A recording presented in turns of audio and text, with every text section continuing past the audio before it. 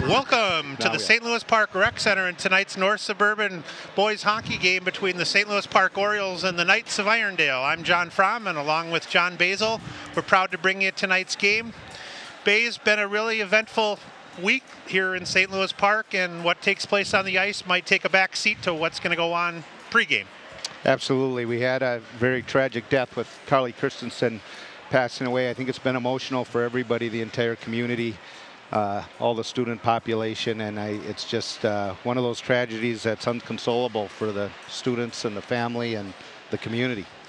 We should mention that Carly, of course, was the 9th grade St. Louis Park student who contracted a very severe form of flu right before the holidays and was hospitalized for 2 weeks. It's been well documented in the local media and all over. She just passed away on Tuesday, and on this Saturday there'll be a special service. I believe the wake's at 2 o'clock and the service is at 3 o'clock. John, I'm proud to say that John helped organize a moment of silence before the game tonight, and after we do the lineups, we'll visit that. But there's a hockey game to be played tonight, and the Orioles do take the ice here, led by, we take a look at Beauty and the Beast, and you can be the Beauty, I'll be the Beast. Well, it's good to see the Orioles take the ice with a little bit of passion as they come out. Coach Bodine has mixed up the lines a little bit. I think when you look at both teams that we have on the ice tonight, they've been struggling a little bit putting the puck in the net. So Coach Bodine mixing up his lineup, and of course Irondale's a big team, and they're going to come hard tonight. Yeah, we should mention the Knights and Orioles had two really good matchups last year. St. Louis Park battling them to a 3-3 tie here near the end of the year, and a 5-2 win early on, but both games were well contested.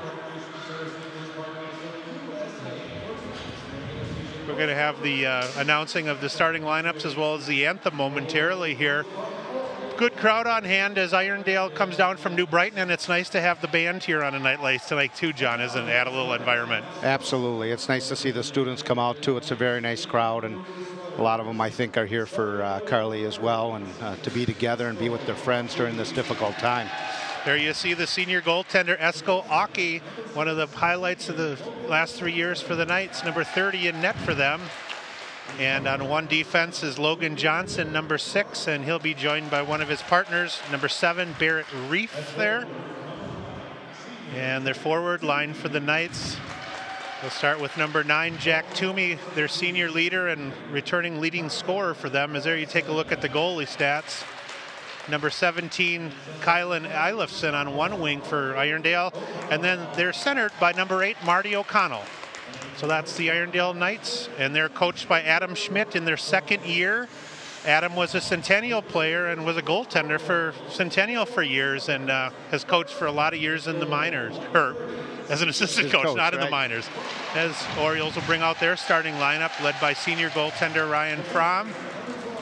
Been a huge part of the Orioles this year, the backbone of the team. And one of the big scorers and big stalwarts out there, there's Casey Plender on defense out there, number 12. Some mix-up. The nearest you see Noah Fortmeyer, also one of the captains for St. Louis Park at his right defense position. Nicky Owens coming out as started, number 9. Yeah, he's only a sophomore for the Orioles and got his first varsity goal during the break. And there's one of the big guns for St. Louis Park, a big leader, alternate captain Curtis Greenbush. And there you see, I believe that's Jake Bear. It looks as the teams come out, there'll be 31 seconds of silence for Carly, and the scoreboard reads 31 as well.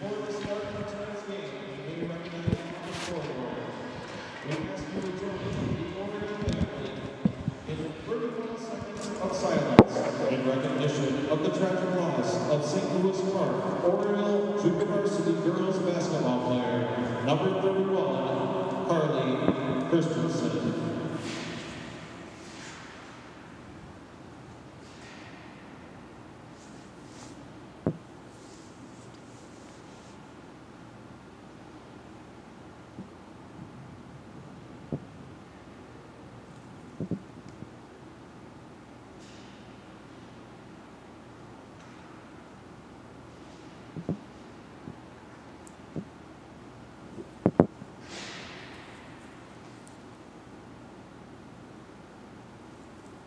Thank you. Now please at this time, rise and face the flag in the north end of the arena and join the St. Louis Park Oriole Band directed by Steve Schmitz in the playing of our national anthem.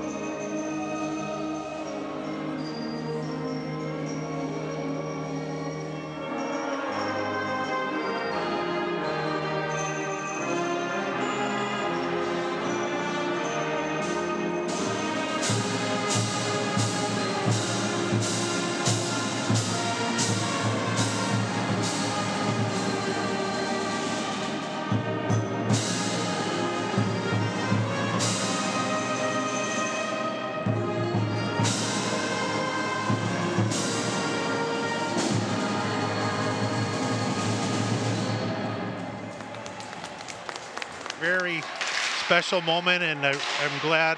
I wanted to thank Paul Broden down in the truck for on such short notice showing a nice picture of Carly, and the 31 seconds were really a nice nice tribute time.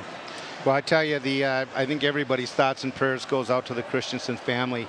You know, Sandy and Sean and their son Wyatt and Carly, just a great family here in St. Louis Park, and good people, and Carly will be missed dearly by everybody, and she made a difference for all the kids around her, and her memory's going to be eternal for everybody.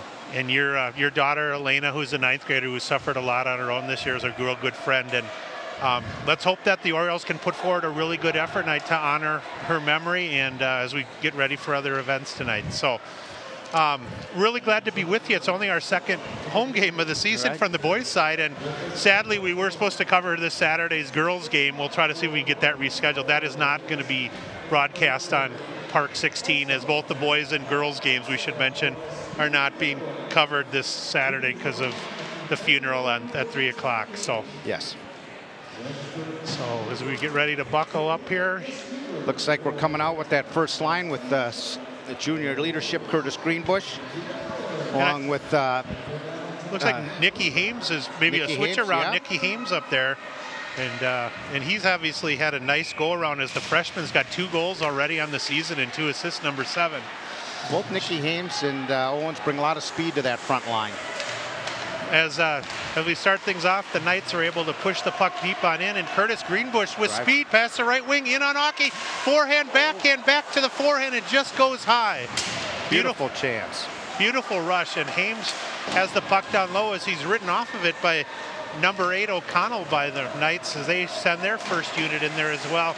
Nice finish in their step so far for the Orioles. They did play on Monday night where we took it on the chin 3-1 in the hand of Sibley, but I think you're going to see a nice jump in the step and a lot of good energy put forward. This is a veteran Irondale team, as we talked about, John. Yeah, they are. They've got not only veteran with a lot of returning lettermen. I think there's 18 or 19 returning lettermen. In addition, they're a big team. They've got 9 players over 6 feet, large team. They're going to come at you hard. They're going to crash the net. A lot of experience under Coach Schmidt's reign, and here's one of the experienced players, William White, who's only a sophomore, the defender, but he logged some minutes as a 9th grader last year for them. Orioles are able to change as well, and here's the Bear, Luka Savage, Halfin line out there as the Orioles and Sean Podine continue to mix things up, and the senior Bear on the pursuit behind the Knight net.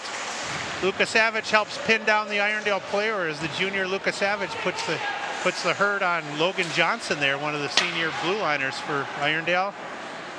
And the puck is shot in behind Fromm, where Halfin will regroup. Joey Kramer behind the Oriole net will bring it up on the right side.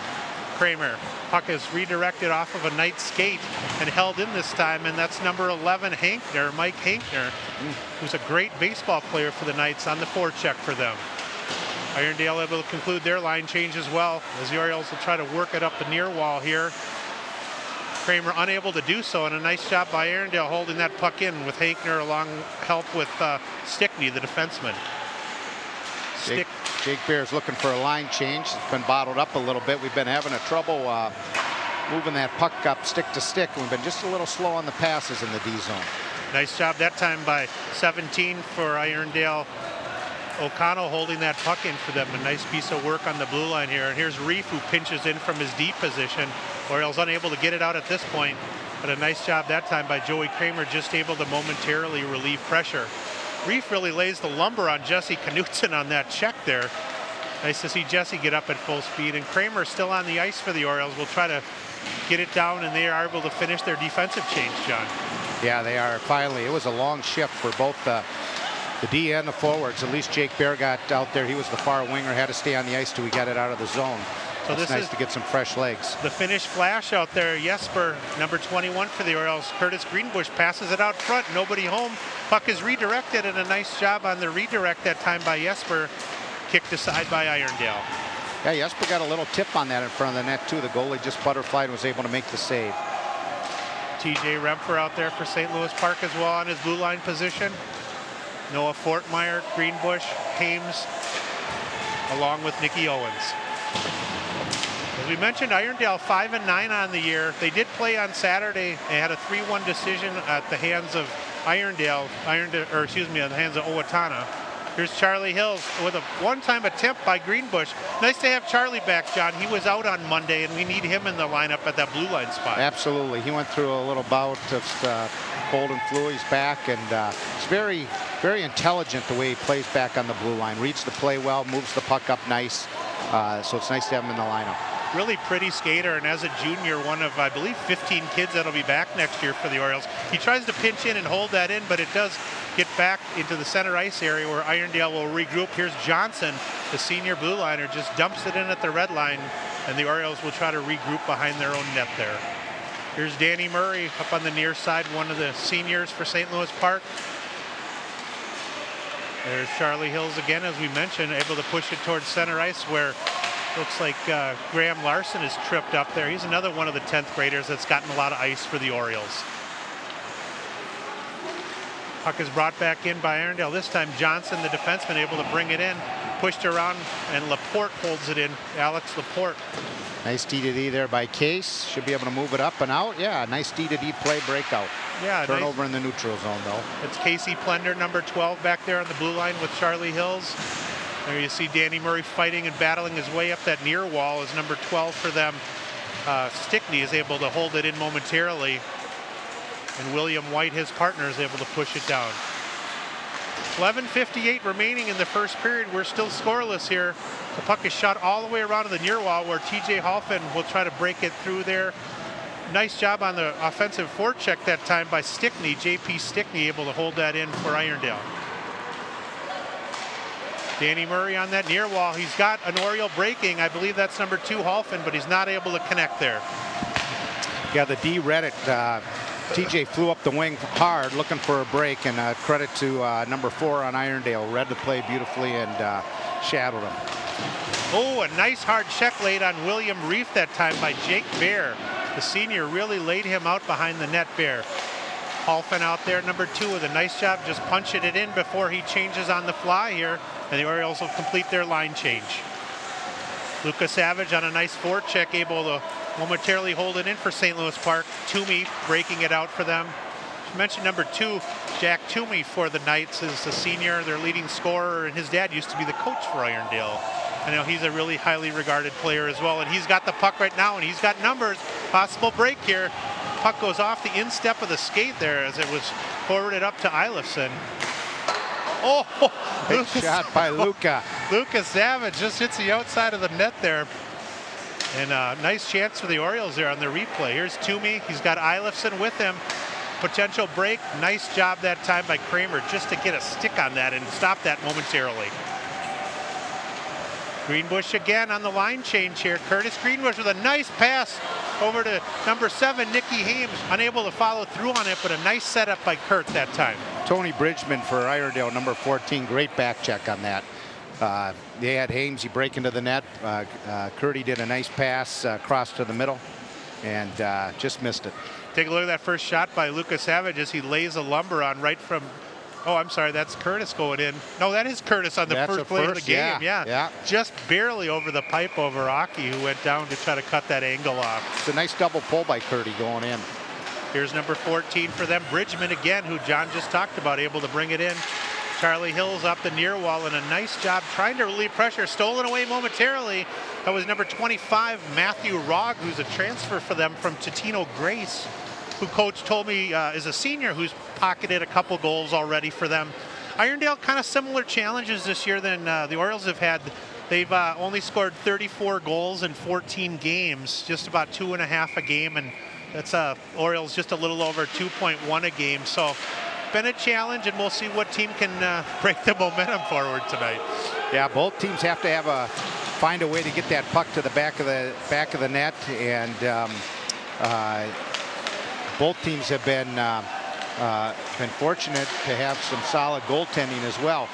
So it's going to be I would assume a very low-scoring game, and we'll see what happens as the game progresses. A couple of good chances down low there as the puck is shot back to the point for Reef. A couple of good chances on that change by Rogg and the Muzzy line with Bridgman out there.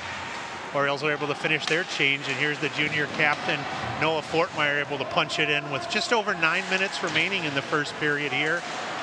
Nice job on the hold that time by Jake Bear. With the Orioles and Sean Podine trying to mix things up. Coach Ranheim telling us that they were going to do some new things. Oh, and a possible redirect by Lucas Savage. Just doesn't get enough on it to direct it into the back of the net. It was a good read by Luca when Casey threw it in there. Casey Plender from D threw it in there, and Luca just got a little bit of it, but not enough to get it by the tender. Yep. And Park able to break 3 out of their own zone again, and here's Halfin with a cross-rink pass, and that's Fortmeyer, who's just going to hopefully get to the red line, and nice work by Casey Plender, able to drive it deep. And that's so much an important thing, is just to be able to get it to that red line and drive it deep, especially to relieve pressure. Absolutely. You know, if you get over the red line, you don't have the ice, you can put it deep, and if you don't have a play and there's not an open person, it's a good play because you can send 2 forecheckers going hard, gain possession in the zone, and you really gain some real estate. I was just going to comment, Graham Larson with a nice play. They're able to gain some puck possession time. Puck is shot in and goes off Fromm's glove into the corner, where Irondale able to gain possession out front. Nice attempt at a one-time shot as the puck was passed out front by Hankner. And he battles down low for them, where Kramer's able to take it away for St. Louis Park. Couple of second-year varsity head coaches in Sean Podine and Adam Schmidt, and their clubs battling early on here in the first period. And Fromm will take a look and decide that it's time for an icing, or time for a break. Time for the whistle. You know, it's very smart play by Frommer there. What he looked at is how long his line had been out there, and he knew they were ready for a change, so he hung on to it. Smart play by the goaltender, gets his fresh legs out there. He's going to hang on to that again. Little advantage there in the numbers. You might be able to push that off to the side, but with the 17-minute periods too, it's nice to see the Orioles rotating 3 or 4 lines. I know early on in the season, Sean was using at times just sometimes only 2 lines, and well, you got to be in unbelievable shape with the 17-minute periods to handle that. It's not like the early 70s when it was 12-minute periods before it went to 15. I don't know if you remember that when we were kids.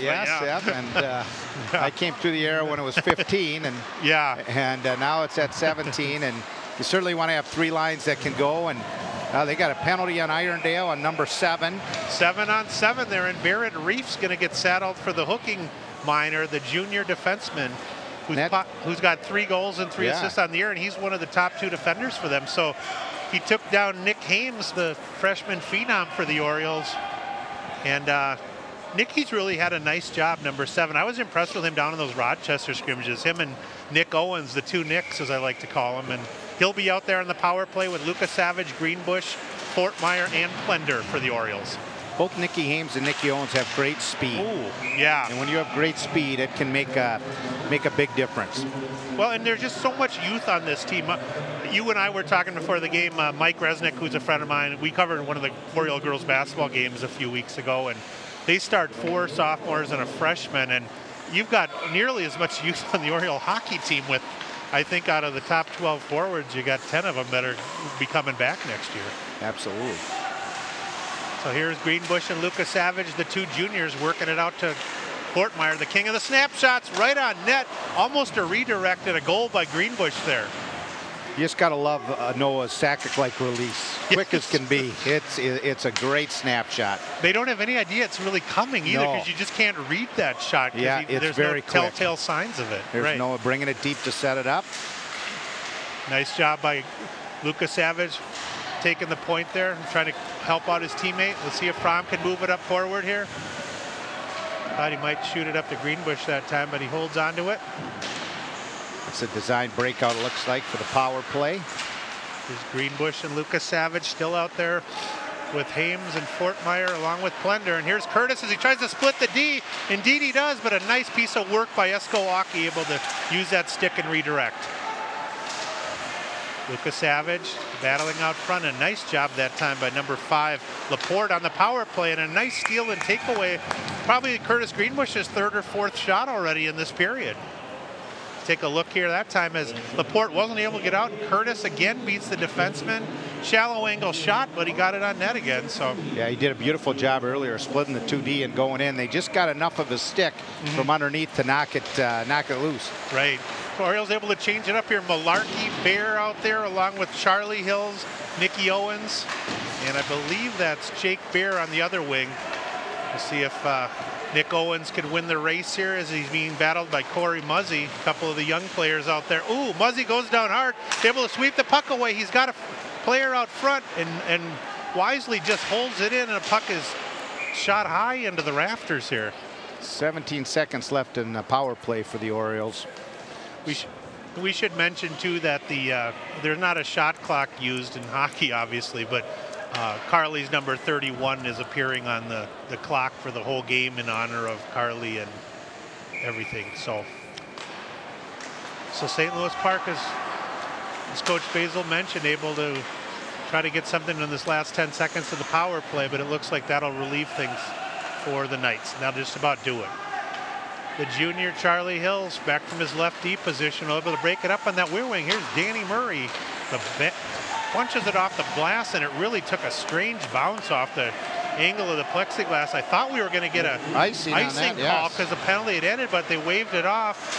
Possible break for Halfin, but unfortunately for the Orioles, nothing's going to go. And unfortunately, you're going to have an icing whistled on St. Louis Park at the 5:06 mark. So it was kind of surprising that there was no icing called on that one, and then the Orioles had to react pretty quickly, resulting in the icing back in their end. We should mention too, we talked about, I believe it was 15 players on Irondale are 6 feet or larger, and they returned 19 lettermen from last year's team. Definitely an advantage in experience, but these two teams battle in most sports pretty equally, and let's hope with the future changes that Irondale and Park can continue to compete in most sports too.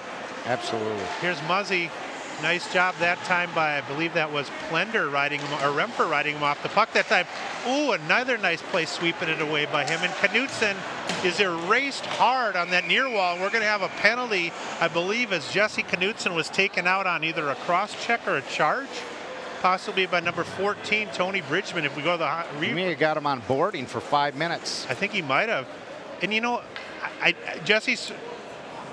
Yeah, and it was almost side-to-side contact, but when he led with the shoulder, it created a dangerous play situation. Let's see if the call is in fact boarding, which means he really used the boards to finish that check.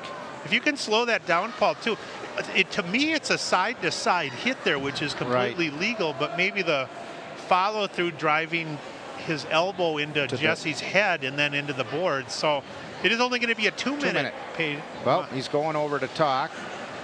See what... So at the 4:42 mark, Tony Bridgman is whistled for... Now they're going to put 5 up, I think, if it is in fact a boarding. Yes, it is a 5-minute. 5-minute boarding on Tony Bridgman there. So the whole rest of the period, Orioles will be on power play. And for St. Louis Park, their second power play of the period already. Greenbush from the point with a wrister broken up momentarily. Follow that time. Unfortunately, Lucas Savage not able to get a stick down on that. Real nice opportunity here for the Orioles. Nice hard check that time by Eilifson as he raced Greenbush on that one, and Renfro regrouped the Orioles back in their zone. You got Reef out there on the blue line with them, along with Stickney, and then their killers are going to be O'Connell, number 8, and number 17,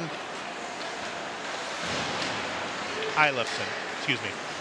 Greenbush able to hold in momentarily. Oh, a nice drop pass that time to Nicky Hames by Lucas Savage. Hames deciding what to do, back to the point.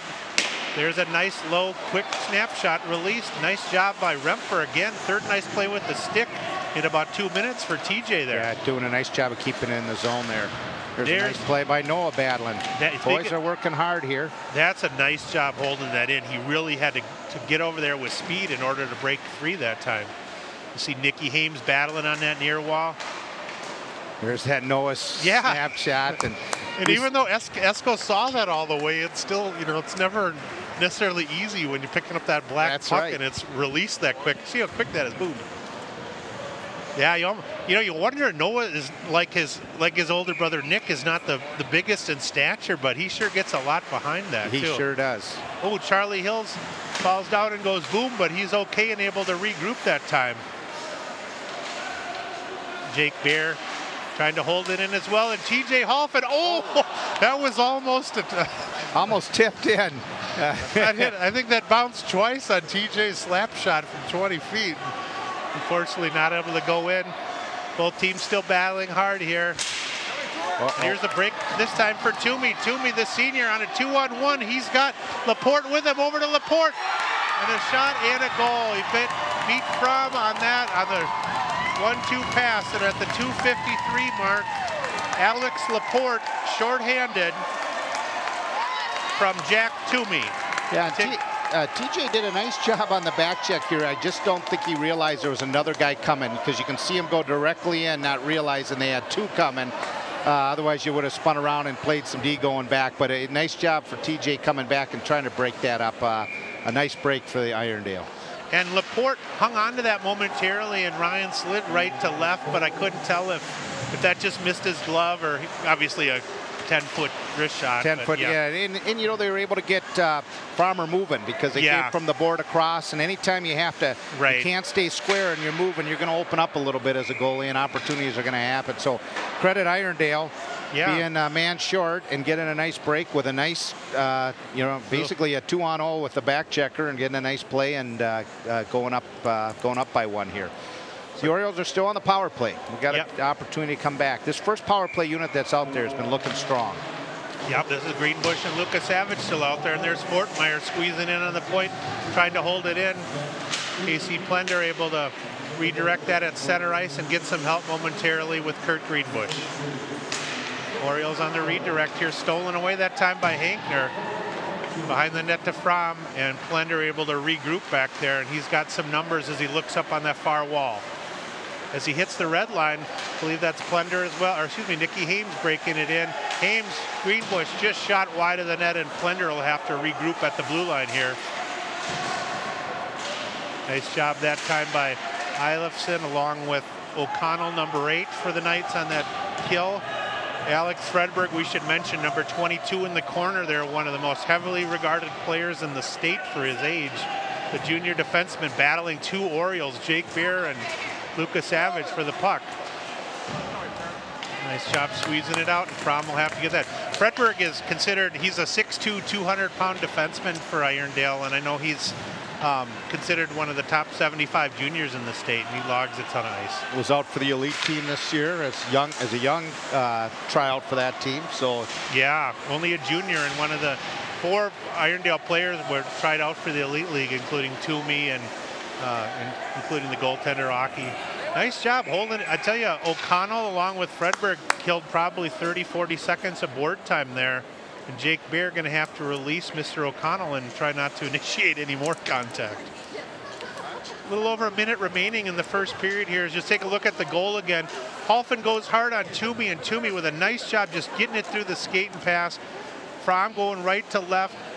Looks like he just shot it right over the pad and maybe a little above or below the glove. Frommer got a piece of it, it looked like. Just kind of snuck through there.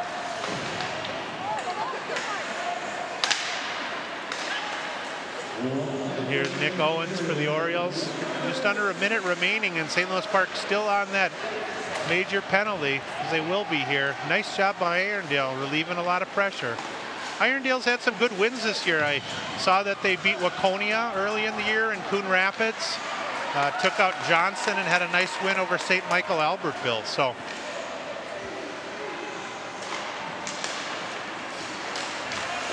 nice job at center ice here, and Lucas Savage with under 30 remaining goes to the wrist shot, and a nice redirect that time by Johnson, and the puck goes bouncing harmlessly into the corner. Bouncing puck is held in again that time by Nick Owens at the point here on the power play. Nice job that time, and we're going to have a breakaway. Farmer's going to have to go out and try to bang that out, and indeed he does. It would have been a 2-on-0 break, and now a possible 2-on-1 for the Orioles the other way. Ooh, Curtis Greenbush with a nice offensive block, if that would have been a football game, and really some excitement there in the last 20 seconds of the period. Absolutely. It was the second potential break on our power play, so certainly some work for the Orioles on the power play. Great play by Farmer to come out and play that puck. Otherwise, we had the same situation that they just scored on. Right. So he took away a scoring opportunity in the final 10 seconds of the period. So very nice job by the goaltender. On the flip side, in a 17-minute period, the Orioles had 7 minutes of power play and were unable to bury the puck. So got to be a little more calm on their power play. Need to work the puck a little more, work it high, and get some shots and crash the net. As you take a look at John Basil and John Fromm up here in the booth, we are 1-0 after one. We're going to stick with us here during the first intermission as we're going to discuss a few things going on in the St. Louis Park community. John, we talked a lot pregame about the situation with Carly's passing, and Paul, I don't know if you have a graphic up on that or not, but I just wanted to remind all the people watching tonight or watching the replay that the funeral will be at 3 o'clock. Take a look at City Councilman Steve Halfin popping his face in here. Steve, stay with us for a minute if you don't mind. I'd like to ask you something. Anything for you, too. Yeah, he's willing to do that on behalf of... but we wanted to mention that at 3 o'clock on Saturday is the funeral service for Carly. 2 p.m. is the wake, and those will both be on Saturday at Westwood Lutheran Church. I know the Orioles girls basketball team is playing tomorrow night at home against Chisago Lakes. It is traveling youth basketball night, and that is still going on. So if you do get this or do watch this live or on Friday, if you get a chance to make your way over to the high school tomorrow night, there's a nice shot that Paul put up of Carly, and we're going to recognize her. Joined by Steve Halfin, father of TJ and also a city councilman. Steve, I know, TJ being a junior and your wife Beth being really involved in the local community, been a hard week. Unrelated to the Carly situation, I did want to just bring you in to just talk a little bit about Monday night and the whole situation by the city council voting to rename Dakota Park in honor of Derek Keller, and your thoughts about that whole process. Well, I'll tell you, John, thanks for inviting me to chat a little bit about that. It was a privilege and a pleasure to be part of the council when we did rename the Dakota baseball field Derek Keller Field. Derek was a pillar of the St. Louis Park community, not just the baseball community, although he was larger than life when it came to our baseball community. And I thought it was the least the city could do was to find a great monument to Derek. And there's been some private funds raised that we're going to get a new scoreboard over there at Derek Keller Park. And if you want to donate to get that new scoreboard, it's on the screen there for you to take a look at. And it was a very touching time at the city council meeting on Monday. We had a current Oriole baseball player, Joe Burnley, spoke about how Derek went and helped him out when Derek was a senior and Joe was an 8th grader to become a better hitter. Yeah, and then really touching. And then Scott Fultz, who played with Derek for eight years from the time they were 10 until the time they graduated from St. Louis Park, was also very touching about how they played together for such a long time. Oh, look at that. They've already got a graphic up there. That's what's very similar to how the scoreboard's going to look. And it was just a pleasure to be on the council and be a part of the vote to dedicate Dakota Field. Now we're going to call it Derek Keller Field. It was very touching. If you get the opportunity, that meeting's out on YouTube and it's on the City Council website. It's about the 8:05 mark of that City Council meeting. You can see the passion, and also I would be remiss to say that Bob Keller also spoke on his son's behalf. Yeah. Trust me, there wasn't a dry eye in the house at that dedication ceremony, and like I said, it was a privilege to be part of it. You know, Steve, one of the things about this community that I think we all feel, we've had a lot of tragedy in the last few years in this community, and of course this week. But it's just something about St. Louis Park, how the community comes together, and it's a genuine caring for everybody when the tragedy happens. And as a smaller community, we're a family. That's and correct, when these John. things happen, we're there for one another. And I know you felt that at the council chambers Absolutely. earlier. I can even give another example that has nothing to do with this type of a tragedy. About 4 or 5 years ago now, Carlos Seguenza, one of the players on the varsity hockey team, their house actually had a house fire, and the way the community came together and raised funds to help them out during that time, it's the same thing that you're alluding to, John. This community gets behind each other, and we help each other out, and I'm just proud to be part of this community, and every single day. Well, and I want to give a shout out to Bays too, because Steve's, you've been in the city council seat for a while, but you were on the Park and Rec Commission and did a lot of volunteering. Bays was a city councilman for a lot of years, and him running Discover St. Louis Park. I know this has been a rough time for John. We haven't even touched it, but with his daughter Elena having her 3rd concussion, and then being such a good friend to Carly, John donates hundreds of hours to youth hockey and baseball, and he has to sit up here and deal with me, which in itself is probably worth some time off. But tell us a little bit about what you got going there, John. Are you just Grizzly Adams? This is it's touching, and it's sad. One of the fathers, when Carly went into the hospital, started to grow a beard a little bit, and just because it was a weekend, I had let mine grow a little bit, and my daughter Elena had come home and said, "Dad, you got to do the ABC." And what's that? And she said, "It's a beard for Carly until she gets out of the hospital." So that's the reason for the beard. And obviously it's going to be a very emotional day come Saturday at the funeral, and I'll probably shave it after that. But I can tell you that Elena and all of Carly's friends, I went to the candlelight service last night at Western Lutheran, and I have the emotion and the care from those kids, and you can tell how much they're going to miss someone. Which I said earlier, how impactful Carly was. There's just not a better person in this community that cared about her friends and cared about her fellow students, and she's going to be missed. It's just, it's inconsolable at this point. But I know her family, and I know this community, and they'll be behind her, and we'll find a way to move forward. But it'll be very difficult. Absolutely. Well, and Steve, all I wanted to just say too, we touched about it briefly before the game, but in dealing with everything that happened with Derek, with getting leukemia, and then in remission, and then what happened with his blood cell count, everybody's heart should really go out to the parents and the girls that are in the girls basketball program in St. Louis Park. Correct. Because aside from everything that you're following with Carly and what's happened with her passing, almost all of the 9th and 10th grade girls basketball players were coached by Joel Cook, as you know. Right. And then when Coach Hakeem decided to leave too, it's been about the most stressful 9 months anybody can imagine. So if you run into a girls basketball player or parent, make sure you give them a hug. Make it out to the game tomorrow if you can. I know the traveling program's having a big event, and I think they're going to have some little benefit for the Christensen family at the game tomorrow too, although I don't have that officially. So. Sure. So, and then special shout out to Donnie Williams, as if all this wasn't enough.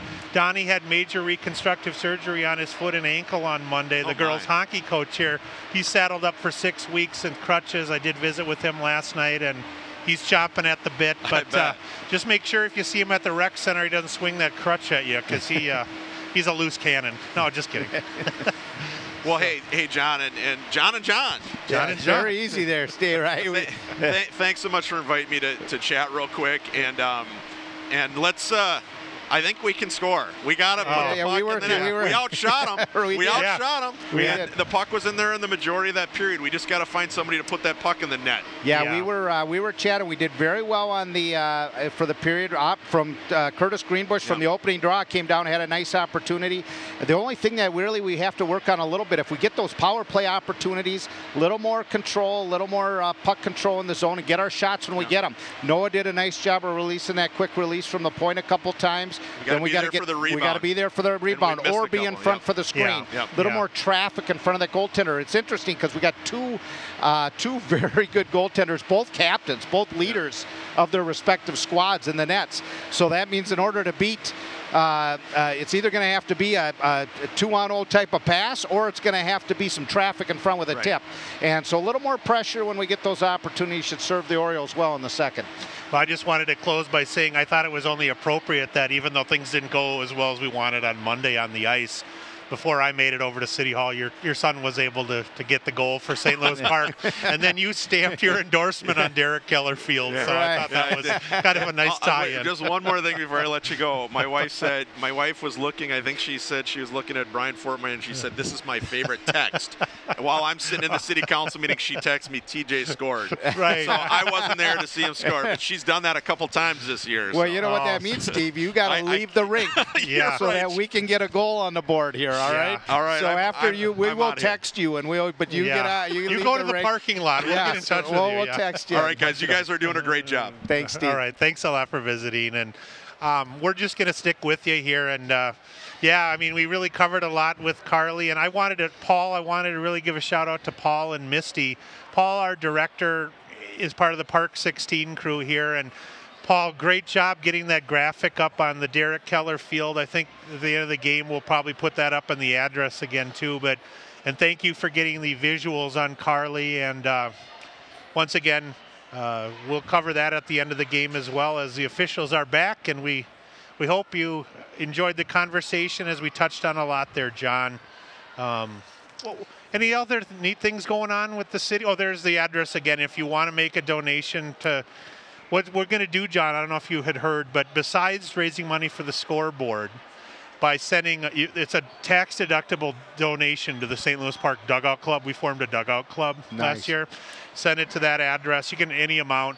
But the goal as well, and I think this will tie in with Carly's passing, the goal with Derek's passing was we want to try to eventually set up, and I think this will happen with Carly, a senior student who will receive a Derek Keller scholarship or perhaps a Carly Christensen scholarship, $1,000 in honor of them for different characteristics the kids had that will bring their legacy forward and for future generations to know what those athletes and students meant to the schools. So. Wonderful initiative. Wonderful initiative. Yeah, and I'm sure we've said this, but you know, I know the entire community's thoughts and prayers are going out to Sandy and Sean and Carly's brother Wyatt through this really difficult time. You know. Yeah. How old is Wyatt?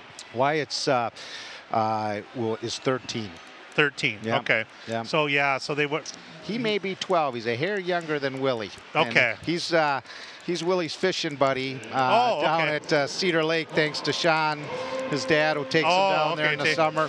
Okay. So that's nice to have. Yeah. That's well and. As we hear the band raising up, I can't think of a more appropriate game that we really needed the band for environment here. That was playing, and shout out to them to see.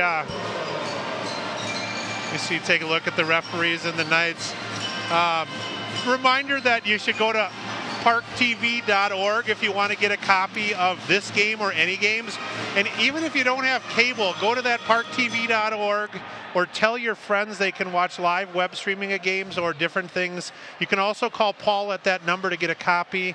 And Bays I believe there's some information John has on the HD Game of the Month here too that we have for Comcast subscribers. Absolutely. It's going to be St. Paul Central versus St. Louis Park in basketball, and that's going to be the game coming up, and it should be a very good game, a very competitive game, so we're looking forward to that. Yeah, that's a really nice feature they added for the Comcast subscribers. You just use your remote, and it's in One of the nice things with our cable system, too, is that people don't realize these are HD quality games where if you live up in the Channel 12 viewing area, everything's still in regular. Right. Makes a nice difference. If we get things going for the second period, it's the Greenbush line out there, and Greenbush out there along with Hames and Owens. So a lot of youth well served with the 9th, 10th, and 11th grader for the Orioles. Still a couple seconds remaining on that 5-minute major. And you've got Fort Meyer out there on defense along with Blender. Puck is shot down, and on the line change, Tony Bridgman comes on the ice for Irondale, who did serve the 5-minute minor. Nice job holding it in momentarily, but Toomey not able to hold it in and go forward some. Puck is batted around here. Passed over on the near wall as well. Dumped on in. Puck hits a Irondale player and is passed on to the weak side as well. Will Reef will pick it up. Mentioned Fredberg out there, number 22. He's the guy with the puck right there. 6'2", 210, the junior. He's really skilled, and he plays a physical style of game for Irondale.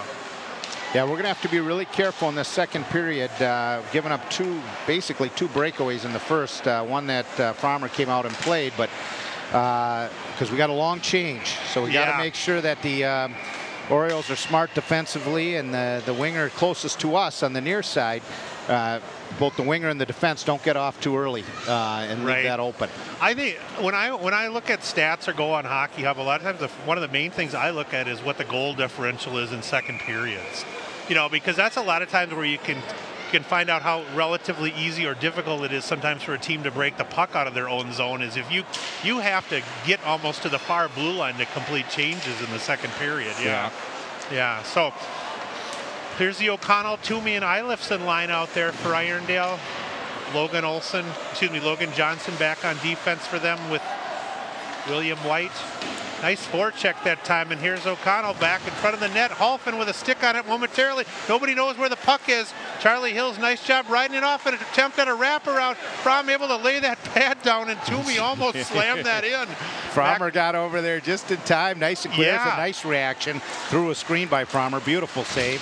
Lower block side. The worst are when they're about a foot off the ice, and that's where it was. That's a beautiful save through traffic. And Toomey with a really nice job. You can see why he was their leading scorer, one of their leading scorers last year, and had over 25 points. And he fires that one high, and Frommer able to badge that off the blocker there. So we should mention, Bays, you're you're the goalie coach too, so you give these Eric, and I want to mention too, he's not in net tonight, but Eric Spiker, the other senior goalie, made a note to mention that Eric's got the 2 wins on the season and has just done a nice job with a .952 save percentage. And I know just had some great success on the youth level, and his dad Mitch has been involved for years in the youth program. Yeah, it's really a luxury for me when I'm helping out to be around 2 kids who are so talented. They really are talented kids. They work hard. They both have a desire to stop the puck. And anytime you're around kids like that, it makes your job pretty easy. Here we are. Oh, Jesse Knutson off the pass from Jesper. Jesper did behind the back pass to Jesse, and Jesse almost buried it. We got to show this on the replay again, as Jesper, the Finnish Flash, who's also residing in your house, almost earned a dinner there. With that backhand pass. Look at Jesse. Gosh. And Knutson looking for that first one of the year still. I think it even surprised Jesse. Yeah. So. And a nice shot by Rempfer that time. So Orioles continuing to put some pucks on net. And here's a possible break, altered by Rempfer, who just chips it up the wall there. And he's able to redirect and forward it along the near wall here. Irondale continues to crash the net with some strength and speed. They do have the size and physical advantage. And here's Reef on a one-time, on a redirect twice. Yes. That hit 2 different redirects and did not go in, just missed the post. That would have been one of the goals you would call a garbage goal. Oh, yeah. Right up the front and Reef from center point. Puck is shot and a nice block by Greenbush. Just calmly, nice to see, gets it to center ice. Taken away momentarily, but Curtis regroups, able to break it in himself, and a beautiful job. He's finally ridden off the puck. Here's that long change. Yes, here's exactly why you need Charlie Hill's speed to regroup there, because 26 Corey Muzzy with good speed, and there you see the junior Hills. You just can't make up for foot speed if you don't have it, especially in the second period. Yes. You can get beat on those cross-site passes in the second. Now get that out of the zone. There we go, boys. Ooh, nice chance that time as well by Toomey, number 1. Rode up Casey Plender's stick and just went over the net. Owens, nice job working it up the near wall here, and Eilifson able to erase him momentarily on a nice check. Greenbush, ooh, a nice hit as well as Curtis lays the lumber on 37 Skinner. Or Skilling, Leo Skillings, excuse me.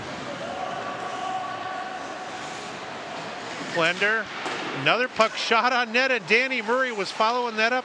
Oh, a nice hold by Charlie Hills and a nice wrister. Nice offensive pressure. The Orioles are actually, to me, seem to be playing much better, even strength than when we were on the power play or in the first period. So they get one or us? I think it's on Irondale, although no team. Yeah, Frommer's finally coming out of the net. I couldn't tell at first. You gonna have a tripping infraction or either a hook or a trip?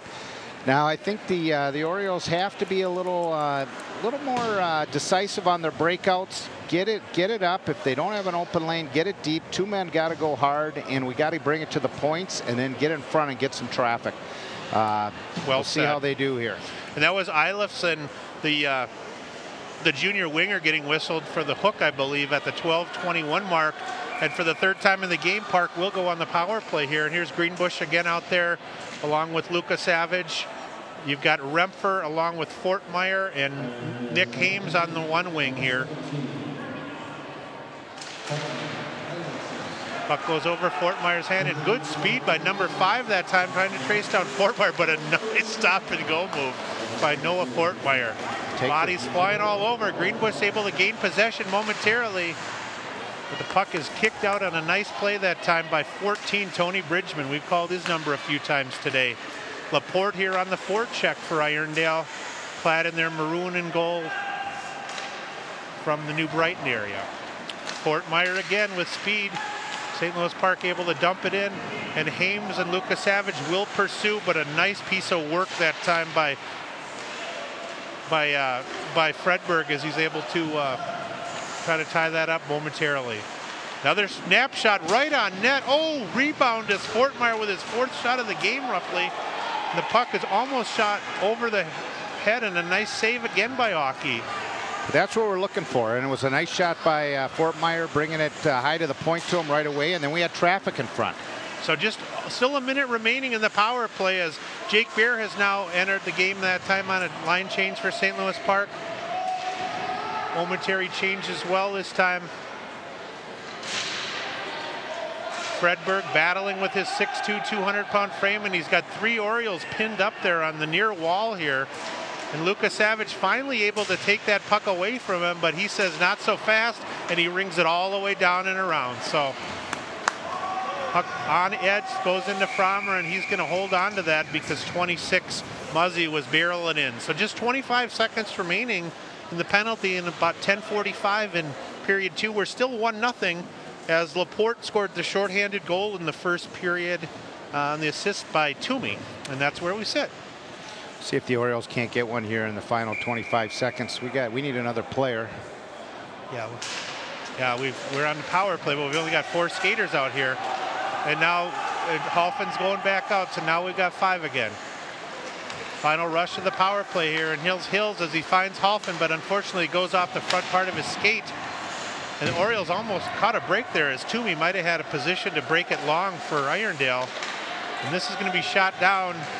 And that'll end the power play. As puck behind Fromm, he pushes it up the wall. Nice job that time to get it over to number 9, Nick Owens. Stolen away momentarily, and here's Greenbush. He's been out on the ice a lot tonight, Curtis. Nice win on that near wall. Eilifson, who just came back on the ice after serving the 2-minute penalty. bunch of traffic on that wall. Some players exchanging pleasantries, a little tackle there, a little... They're battling hard. You get some football mindset on that near wall, exactly. So, and that might be an icing call, though it's not going to roll far enough. And Noah, nice job. That puck was on edge and was not an easy puck to deal with, but he was able to push it up to Greenbush. Hold this time by Kramer, the junior, and he piles a wrist shot on. A lot of shots getting through from the point. Aki able to stay low and see a lot of those, though, and keep them at bay here. Yeah, and it seems we're just a little bit too far out in front of the goaltender. We need to be a little tighter outside that paint to really create a screen and a tip opportunity. Yeah, Esko's got some. Oh, there's a. Now I think the Orioles are going to get saddled with their first penalty of the game, as I believe that's number 13, Miles Malarkey, who's going to get, I think, caught for a cross check here. Let's see if we can check out 13 here on the play. Down low there as they're battling, and he's going to check.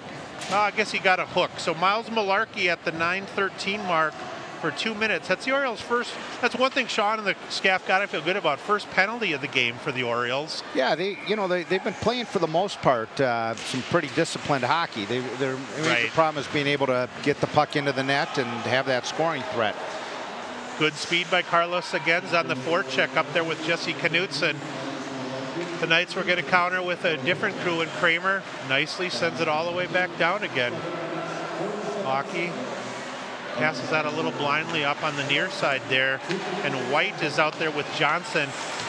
And here's a possible breakaway and a shot and a goal that time by number 5. Laporte scores his, I believe that's his second goal of the game, and is actually his second goal of the season. So he is working hard today, and you know what? To his credit, he beat a D and then he pulled it onto his backhand.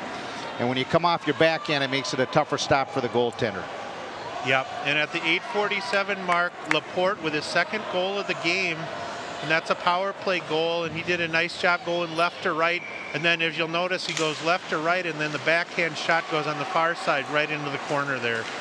So that'll make it 2-0 here with the power play goal. We'll see how the Orioles can regroup here. They've definitely had a shot on goal advantage. It's just that Irondale's maybe had a few higher quality chances, but yep. And I think the Irondale has also been able to take a, you're absolutely right, they've had better scoring chances. A lot of ours have come from the perimeter or from the point with no traffic. Yeah. On the flip side, they've had some opportunities, and when they have had their opportunities, they've finished them. Yeah, they've cashed in. So a lot of hockey. We're only halfway home here for St. Louis Park. Let's see if they can get things twisted out. And here's Fredberg, the big junior blue liner. Oh, and that puck is shot and redirected off something out front. And Nick Hames has got Greenbush with him. Or excuse me, Nicky Owens has got Greenbush with him. Hames out there as well. As I call that the 9, 10, 11 line. You got one guy from each grade. How does that sound? That sounds good. Youth will be served, maybe. Yeah, how's that sound? Noah Fortmeyer. Smart play by Noah. Yeah.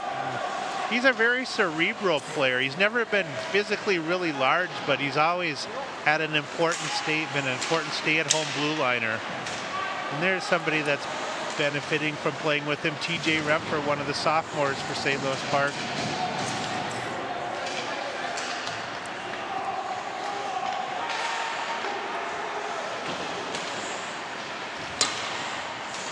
And on the near wall here, things are tied up momentarily. Number 37 for here, opportunity. Oh, Lucas Savage just momentarily had a break. Nice job by Aki coming out to just push that aside, as Jake Lukasavage almost had a break here.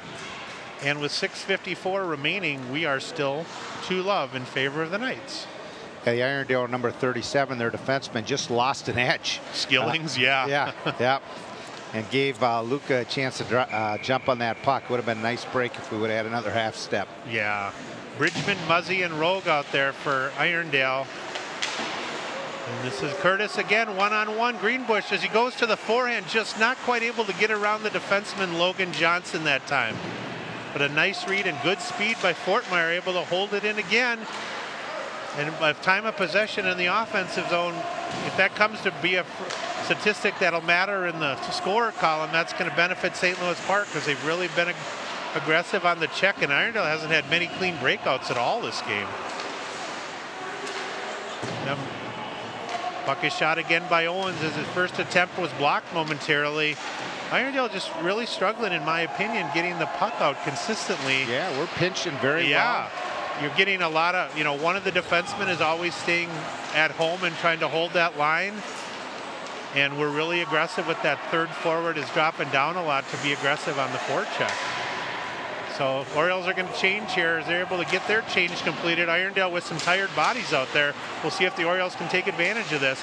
As Remper again sends one on net, and that's pushed aside as well. Ooh, contact on that near. Yep. Yeah, 37 Skillings, I think, is going to get saddled with an interference call here. Jesper, yep. Jesper's with the puck, puts it out in front. So at the 5:36 mark, another penalty is whistled. This one's going to be on Skillings.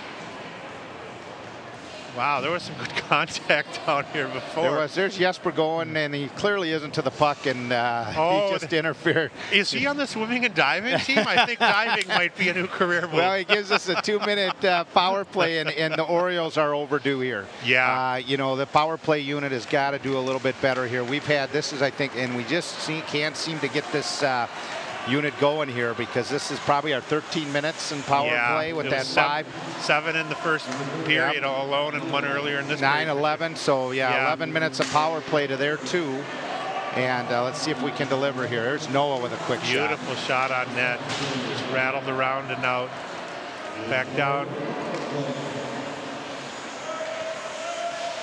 See Casey Plender behind his net trying to regroup. Lucas Savage and Greenbush getting a ton of ice time this game, as well as this whole forward unit with Hames and Owens are getting a lot of ice with all the power play attempts. Nice job riding Hames off the puck down there that time. Back to Plender, the sophomore. Ooh, it hits off a skate and bounces wildly. Casey couldn't get that through, but it bounces through 2 Orioles, and luckily Plender's back there to corral it. Ooh, momentarily. Plender back to his defensive partner, Noah Fartmeyer, with a cross-ice pass. Oh, and that was a nice cross-ice pass, but Jake didn't know it was coming. That'll help. Little face-off in the zone with a minute left in the power play. We'll see who Coach Bodine puts out for this power play unit. Yeah, it looks like he's got Miles Malarkey out there. He's really mixed things up a lot and rotated. You're seeing 12, 13 forwards that, depending on how things are going, are getting ice, as he's still tinkering with what's going to give him the best chance to put the puck in the net this season, right?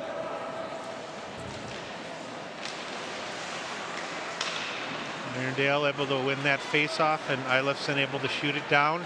45 seconds remaining in the power play, 4:22 in the second period here.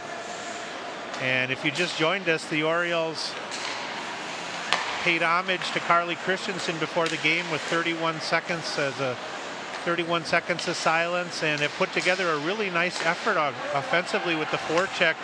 Fortunately for the Orioles, a couple of breaks that have resulted in 2 goals, and looked that time like Logan Johnson, number 6, just fell down, the defenseman for Irondale. And Logan's capable of scoring too. Yeah, they've got some big bulk on that blue line, especially when they drop back. Rog sometimes on forward, they move him back to defense 25 sometimes, and then Jake Bear just got a penalty. I didn't see it. He went right to the box. He had no doubt that he deserved that. So that'll pretty much is a good follow up here. Jake is number 17. I'm not sure what to follow, if it's an interference or he just took him down here at center ice. Did you see that? Interference call? Yeah, interference, tripping. I didn't quite get them. So that'll put Irondale back on the power play. They scored a power play goal earlier in this period. Ooh, and a possible breakaway and a bad pass that time.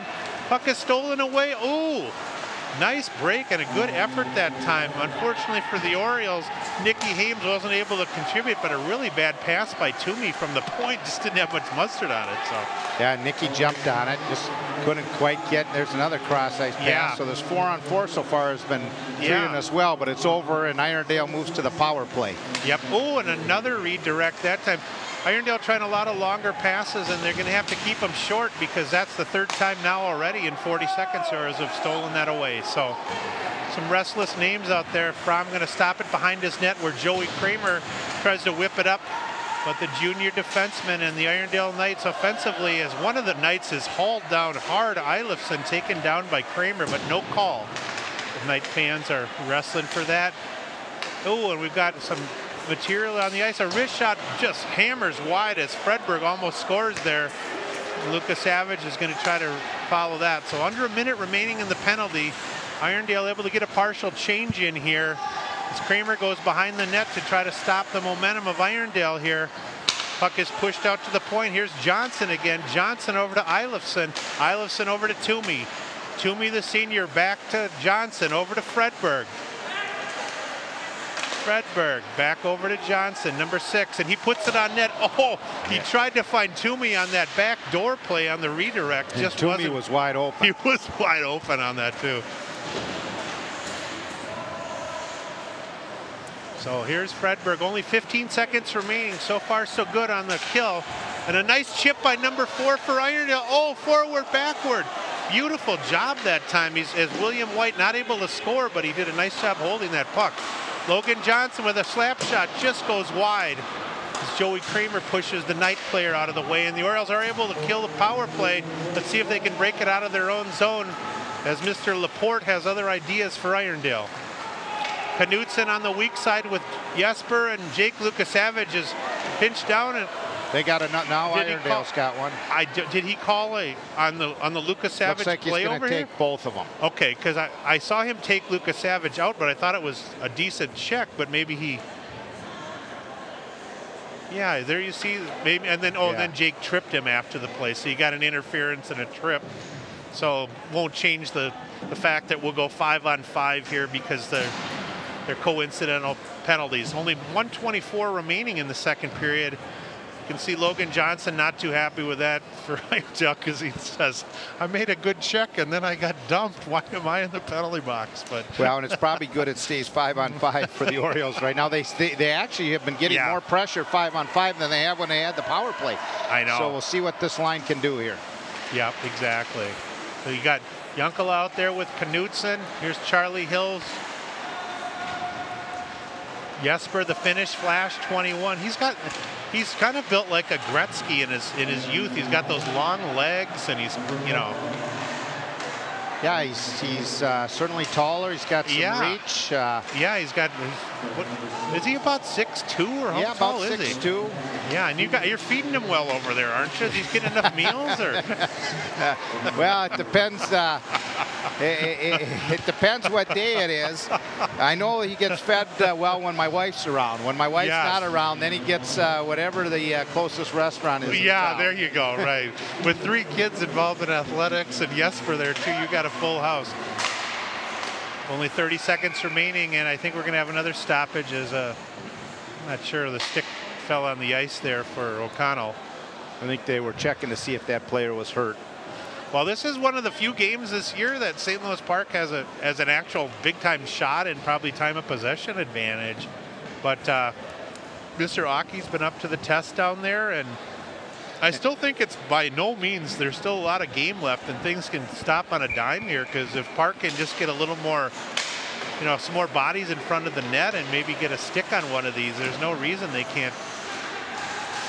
I agree with you completely, Farmer. And they always say in hockey the 2-goal lead is the worst lead you can have, because the team gets a goal who's behind and they really feel that momentum shift and they drive. So we'll see what happens coming in the third. If the Orioles can come out and get that first goal, I think that we're going to have a heck of a third period. Just a couple seconds remaining and almost a goal at the buzzer with 1 second remaining. And I tell you, if we go to the replay on that, was nice work by Nick Owens and Nick Hames in the corner as Aki stopped it momentarily, went into the corner, and then number 9 for the Orioles, Nick Owens, passed it right out front to Nick Hames. Just a little redirect, and Aki was very square to the puck. They'll pull Frommer out here with 1 second. They'll try to push it to the net and have everybody drive. Yep, no reason to just. You don't often see this with 1 second remaining, but this kind of reminds me of that game earlier in the season where TJ batted that one in as time. Just a second after the buzzer would have sent us to overtime. Yeah, that was that was too bad. We didn't get any home field clock that night, but it was, it's the old You know, you need 5 seconds to score from center ice. You need 3 seconds outside the blue, and you need you need 2 from the dot is normally what you need. That's why coaches, you'll see a lot of coaches, if it's late in the game or at the end of a period, asking for 4 seconds on the clock if it's inside the zone, and they normally ask for 5 or 6 at the blue line, and they'll try to get 7 from center ice, because it's doable within 5. From center ice, but you always ask for a couple extra, see if you can get a little more time. You know, here, take a look at the John and John show. No, you know, you got this growing here, and I've had mine for a while, but boy, my face looks 10 times whiter than yours. I look kind of albino-esque. I've kind of got, I don't know, do I look like an albino? No, you look wonderful, all my pigment's gone. And then if I wasn't married, I would ask you to the courthouse. Well, after that, we're going to go to break, exactly. Well, a second goal in the second period by Mr. Laporte at 8:47 on the power play puts Irondale up 2-0. We're going to step away as the Chuck-a-Pucks enter the ice. And stay with us, and we'll be back for the exciting conclusion, hopefully, of an Oriole victory. So stay with us here on Park 16.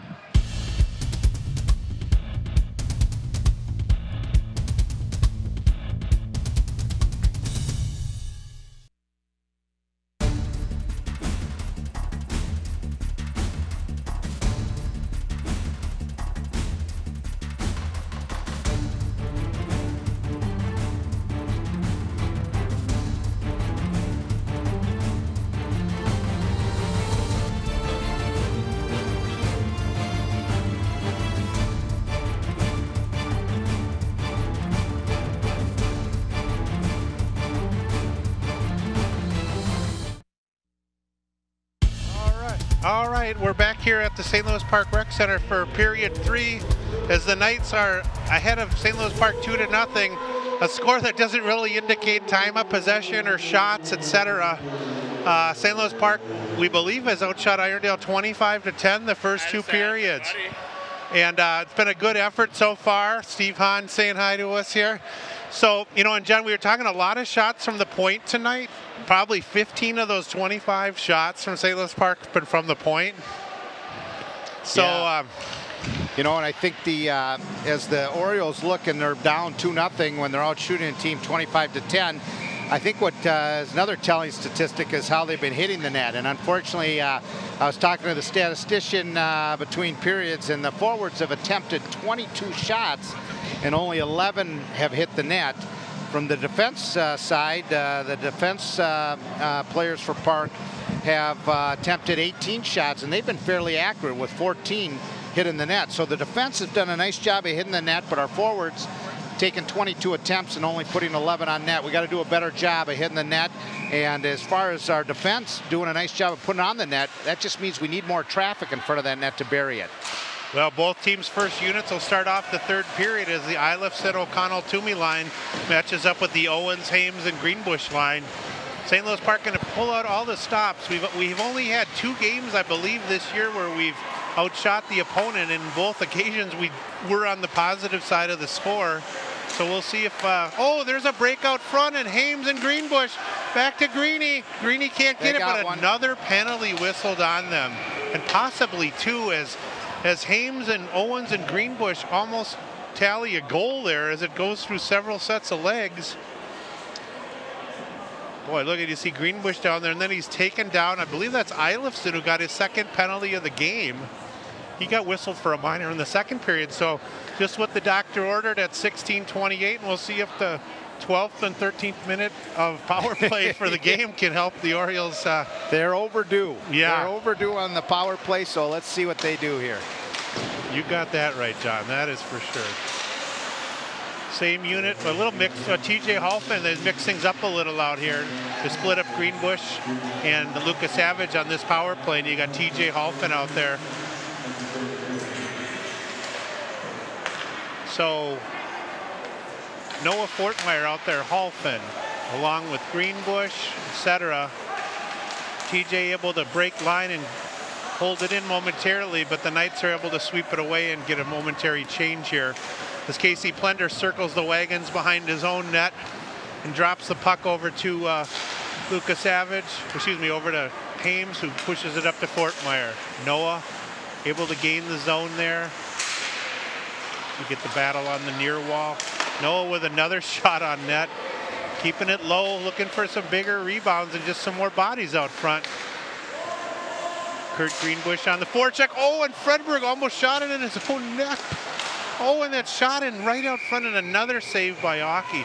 Fredberg actually shot. I don't know if we have the replay of that. Yeah, he was looking to put it behind the net and almost put it in short side. Aki was really, and you could see he wasn't ready for it at all. Yeah. We need it. Maybe that's what we need, is an own goal or something. Shot on net by their own player, and a nice one at that. Almost beat the goaltender short side. Sure, it was shallow angle, but it was on net. It was on net. Yeah, so we're back to live action. 50 seconds remain, and another shot on net. And there's the goal, as third time's a charm for Charlie Hills. And at the 15-18 mark of the third period, Charlie Hills is able to light the lamp, and I believe that's his first varsity goal. I could be mistaken. No, his second. He's got one already. He had one earlier this year. Great for Charlie. But now that was just keeping it simple on the power play. Yeah. Bringing it high, taking a shot, a little traffic. We had traffic in front of the net, screen for the goaltender. And here comes the replay. Yeah, that's a really nice job. And the Orioles will, just what the doctor ordered, the power play goal coming at the 15-18 mark. And the teams will get a change out. So 2-1 now here. Luka Savage out there. Big goal for the Orioles, Farmer. Big goal. This, you know, if they can rebound now, they get it. What a save by Farmer. What a save by Farmer. The unfortunate part about it is we got a penalty on, I think, Joey Kramer, possibly for a hook or an interference. We'll see what the call is, but beautiful trip by Joey Kramer, but what a save. Looked like that shot was labeled, and just a beautiful glove. Looked like a shortstop Farmer out there. Well, let's hope, though, with that penalty on Joey Kramer at the 15:09 mark, let's hope that St. Louis Park can hold this back. Here's Fredberg with a shot, almost goes off Remper's skate, and is held into the corner there where Toomey and company will hold position there. Fredberg back to Toomey, over to Eilifson. Here's Fredberg, the junior D. Cross angle pass. Oh, a little dipsy doodle move. Not able to find anybody home there for the Knights. And here's Laporte looking for the hat trick. He's got 2 already for them, number 5. Puck is redirected and banged out almost in front of the net, and the Orioles are going to be able to relieve pressure. Greenbush and Luka Savage on a 2-on-2. Greeny beats the pressure. Oh, and momentarily loses the puck. And here's Remfer with a shot at, oh no, it hits Curtis Greenbush hard, and he's down with that puck. Wow, he got really hit. I couldn't tell where Curtis got hit if we go to the replay there, but he's kind of favoring his left ankle or leg really bad, and the referee's talking to him. Watch this shot by TJ Remfer. It's the twist. Unfortunately, when he jumped, he landed. I'm really worried about his knee. His knee or his ankle. You're right. He landed all that weight on his left ankle. It wasn't the shot that hurt him. It was the jumping up to get out of the way of the shot to try to let it go through to the net. Watch the landing here. Watch the landing. Watch that left leg. And the knee comes up. He's very high. And it might have hit him in the knee too, but then look at the left leg come down, and he just, all the weight is on the left leg, and it crashes down. And we certainly don't need that. Curtis is certainly a leader of this team and a power forward for us. Right. And so hopefully it's just maybe it is that the puck hit it. That's what we can hope for. And if it's something more, hopefully it's just a minor strain. But that's it certainly can be quite a range at this point based on what happened. And we've got a momentary break in the action here, as Sean wanted to discuss with the head official what happened there and where the faceoff should be.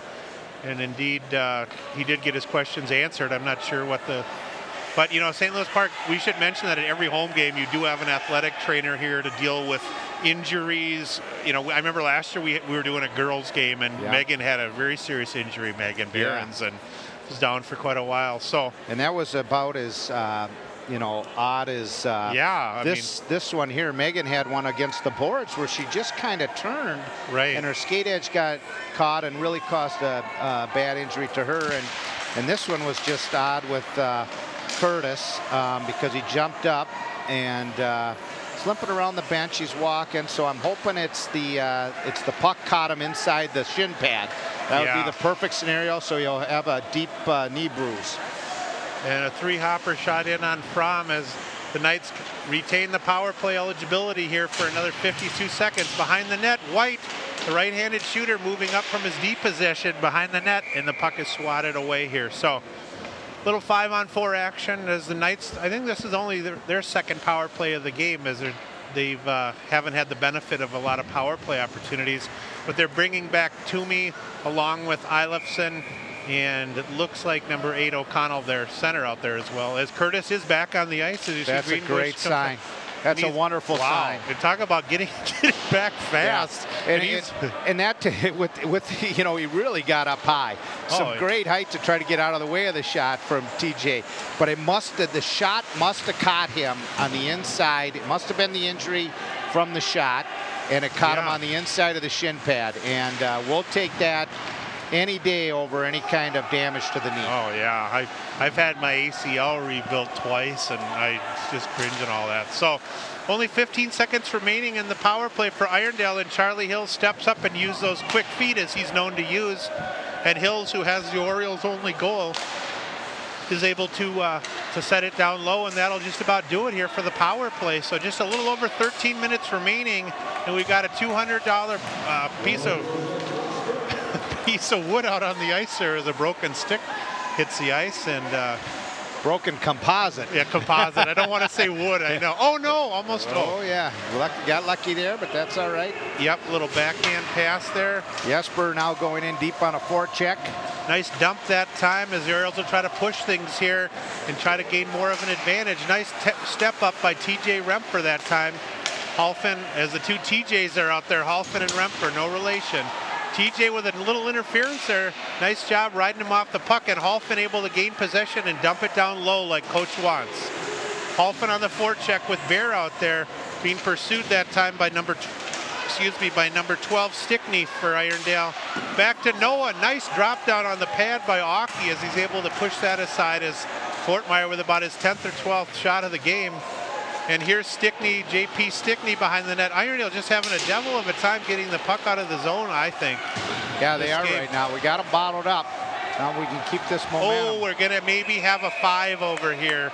Jake Bear ran hard into him from behind, and I do not know if he actually called Halfin first in front of the net, and so I think he's not going to call one on Jake. But he called one on Steve, I'm sorry, on TJ. In front of the net for maybe interference. We'll see what that call is. Well, and you know, that's actually bad break for Irondale, because unfortunately for them, even though they get a power play here, Jake went into him from behind. No, they are both getting a penalty. Did he get Bear for that one as well? No, he didn't. Oh, so you can see, though, Jake thought it was on him. So he went into the box thinking it was him. But well, I think you're guilty until they call your number. Innocent, right? Now they're talking about it, and and so they got a looks like a slash on TJ Halfin. So another penalty here at the 11:59 mark, as the Orioles will have to try to ride this one off. Back to the point, puck moved around by Irondale, hits off Curtis Greenbush's stick, and unfortunately for the Knights, Fredberg not able to hold that in for them. Nice possession play for Irondale as they circle the wagons behind the net. Back out to the point, that's Reef down low to White. Wheat with a little chink shot there that Fredberg pushes high over the net, and Bridgman trying to corral that number 14. Skidding around as they cycle that puck beautifully in full circles. Bridgman and Toomey. Reef out to the point. He's going to one-time that slapper, and that hits off Joey Kramer's ankle. A Knight player does collapse down. Reef on a one-timer. Wow. That beautiful save. That actually was labeled. Yeah, he got a piece of that. Wow, that was a beautiful one-timer by Reef. Reef on another one-timer. Nice shot low, but wide of the net. Held in by Fredberg with 1:05 remaining in the power play. Orioles not able to relieve any pressure yet as Bridgman to Toomey with a stuff again. He tried to stuff early in the first period, and we've got a man down below as bodies are everywhere. Charlie Hill's doing the tango down there with Mr. Toomey. A little bit of a scrum right around the net. No question about it. They, it was pinched, I think, between the pad and the post, and a nice job by Frommer getting there. And then, of course, nobody likes to think it's frozen there. Love to see Charlie Hills finish that on Toomey, because Toomey tried to stuff and was continuing, but Charlie did the right thing there to finish that check. Stepped up, was very strong on his stick. I know you like to get that help. You needed that help once in a while at Edina or Stevens Point. Well, especially when River Falls came at you with those Falls cheap came shots. at us. Yeah, that's right. It was all those Canadians. Canadian it was guys, all those Canadians. Aaron Scott, and Butch Cable. I remember them all. Oh, and there's a puck shot down low. 50 seconds remaining in the power play here. I think you were back with DeCaro was there too, right? Yeah, that was, boy, that was. Oh, puck hits off a couple things, and Casey Plender's arm is one of them, and he finishes a check beautifully hard on the board here. And here's, puck is bounced around 3 times, stolen back away this time, and a nice piece of work that time by Laporte as he's able to hold it in. Looking for his 3rd goal, as we mentioned, Alex Laporte here. And Miles Malarkey being crafty there, almost was able to get a breakaway for himself there. So just 10 seconds remaining in this power play. And Noah Fortmeyer looks like he's going to be able to relieve the pressure. A little delayed offside, and it is pushed away. Just 4 seconds remaining in the power play, and a good time for a break. Some of those nice time after a good kill, nice time to get a little break, John. Yes, absolutely. You know, and I think right now, with 4 seconds left, 10 minutes left in the game, when a 1-goal game, the Orioles are in a very good position to tie this thing up. And if you can get one in the early part of the 10 minutes, it puts you in a good position to get one in the last 5. Right. See what happens here. The Toomey line out there with O'Connell and Eilifson, and Jesper out there with Carlos Agenza and Jesse Knutson for the Orioles. And the Finnish Flash is able to push it down low, where Knutson, with his aggressive style, checks him off the puck. Knutson whacking it against Fredberg there, and a little chopper 3-hopper pissed into Jesper, who's got it again. Jesper, 21, he's got a reach on everybody who's below about 7 feet tall, I think. So Toomey along with O'Connell, and here's O'Connell, possible 2-on-1, and Jesper collapses down on that, almost a slash on the puck, but he did hit all puck. He got all puck, and nice back check. Yeah.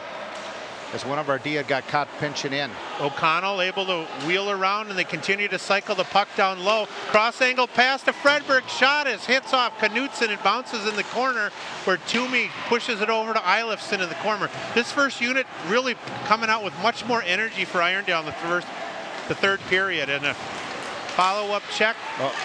Oh my heavens, as that thing was passed and then hit onto Eilifson's head, and we almost some hard contact as Hills goes hard into Toomey in the corner. Orioles looking for a change here, and they just slip by. 1-on-3 here. Let's see what I like it. Just go right through him. Yeah. Yeah, if he's standing in your way, you got to wait for the cavalry to come. All right, 8:30 remaining. Back to the snapshotter. Wrist shot. Oh, Hames and Owens are down there on the redirect. Hames not able to push that in, but Owens almost did get his 2nd of the year. Yeah, you sure like when Noah shoots from that point. Oh, you know. Well, he keeps it so low, and there's much more of a chance to get the rebounds too, you know. And the forwards have to learn, when they see it go to Noah, get in front of that net quick, because beautiful save by Frommer. Beautiful save. They got it through the defense. They did. Someone was coming from the weak side, was able to cut right up front and bring it back against the grain. Now here's Toomey, their leading scorer. Watch Frommer moving left, right, comes right back. Great presence. Yeah, it was Reef who just cut back door from his defense and almost had a really nice goal. And I'll tell you, a lot of goaltenders will move too far to their right side. Frommer did a nice job of holding steady, just a little bit moved to the right, came right back with him, stayed square. That's a nice save. Here we go, 7:54 remaining. As both teams will change on the fly, under 8 minutes here, and Plender's got Holfen on that far side, and a nice redirect. The puck is banked all the way down low. A lot more energy in this game than we saw on Monday night too, even though the scores are similar to what we had. Just a lot more energy. Orioles finishing a lot more checks, a lot more bounce in their step. And I think the other thing you've seen in this 3rd period that I've noticed now that they're both at full strength, there's another step. This 3rd period's a little faster than the first 2. They know it's a battle right now. Yeah. And you got 7 minutes left. You got a 1-goal game. Everybody's picking up their pace just a little bit on both sides. You know, they got 2 shifts, maybe 3 left in the game, and you got to lay it all out on the line. Nobody's playing tomorrow and no game Saturday, so don't leave anything in the tank. You're right. Give it all. So Knights will continue their check, and I'm not sure. We do have a delayed penalty, I think, being called on St. Louis Park, as I see Esko Aki making. Yes, an elbowing is being whistled on Charlie Hills here, I believe, at the 6:58 mark. So Charlie Hills, after having a relatively penalty-free first 2 periods, the Orioles have found their way into the sin bin. They have. Something that I'm sure Willard Eichela didn't really appreciate at your time at Edina. So. Well, I tell you, Willard wasn't very kind if you took a penalty, especially if it was not in the defensive zone to save a goal. Right. Yeah, that was more of a. So Orioles will have to kill again here.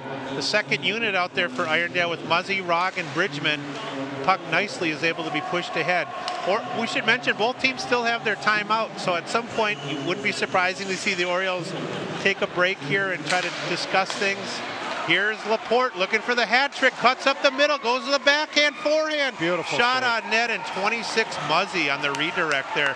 And no holiday cards being exchanged in mid-January in front of that Oriole net right now. No, after a beautiful save by Frommer, they made sure that his number 4 came in to try to jar it loose. Took a little poke, and defense converged early. That Alex Laporte is really kind of crafty. He had like 10 points last year, but I don't know if he was injured. He hadn't had any points going into the game, but he's got the 2 goals and another penalty now being whistled on Joey Kramer will make it a 2-man advantage. Or no, are we going to have coincidentals? Yep, I believe we are. Yeah. Okay. That's for the little pushing and shoving after the whistle. They took 2, which makes sense. So White and Kramer will both head off to keep it at a 5-on-4 power play because it's coincidental. I just was impressed by Laporte splitting the D there, and then going on the weak side. He's really crafty at his size too, you know. Absolutely, and that's not necessarily a bad trade for the Orioles there. One of their power play White forwards, White coming off. Joey, you know, you got a key scorer off of their lineup. Right. And we've got other D that can go out there and play. So at the minute 42, they lose a power play player. So not a bad opportunity. So the Oriole Brain Trust over there with Paul Ranheim and Corey Peterson, Steve Rosine, and a cast of another gentleman. I think I forgot a name, but well, you got Nick Spreedies. Nick Spreedies, I forgot him. Right. Nick, big years and years in hockey in Bloomington and with USA Hockey. And Toomey to Eilifson, back to the point. There's the main power play group out there, along with Bridgman behind the net. 3 of these 4 young men tried out for the Elite League for Irondale earlier this year. Shot down low and a redirect. Fromm able to hold that. Nice job by Jake Beer finishing a check there, but Laporte able to hold it in. And Fromm pushes it off the near wall and out of play at the 6:05 mark. Yeah, and a nice opportunity. People don't realize what Frommer just did there, but what he did when he saw it coming in, instead of trying to stop it, leave a rebound in front, he deliberately angled that up, and it's a smart play by a goaltender. Give your guys a breather on that penalty kill, and away you go.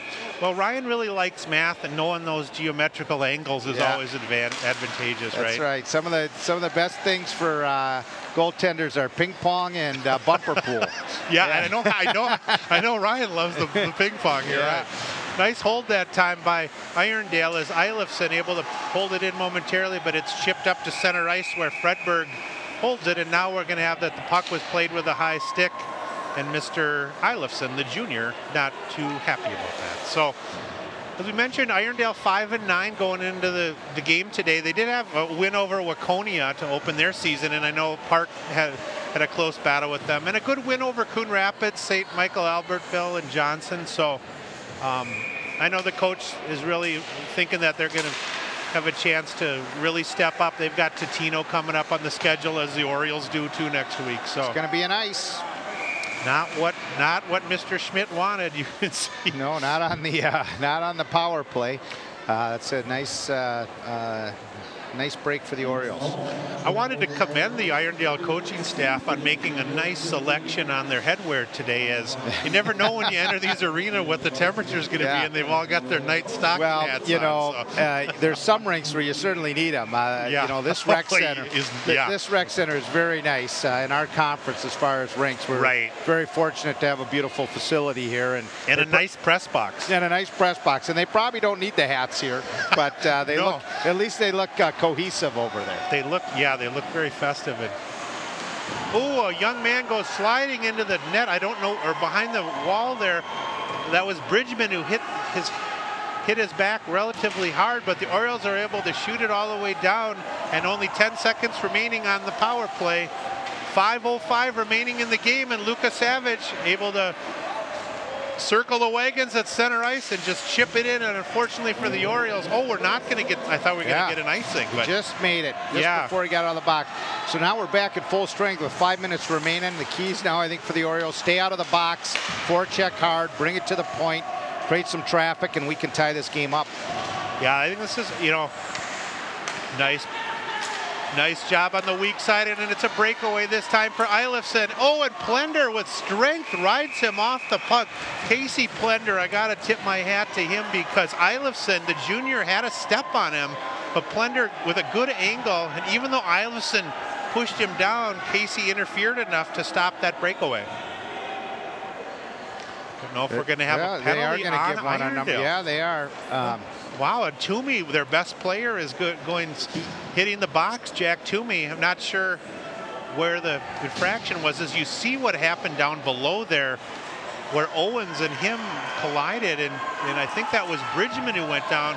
We're going to have are we having a timeout here? Or? No timeout at this point. But I think the first time when Bridgman went down, he just lost his edge going in. Yeah. Now, Toomey on the flip side, the previous shift, he was having trouble keeping his composure. Yeah. And I think that's what cost him the penalty here. So let's see if we can get this power play going once and for all.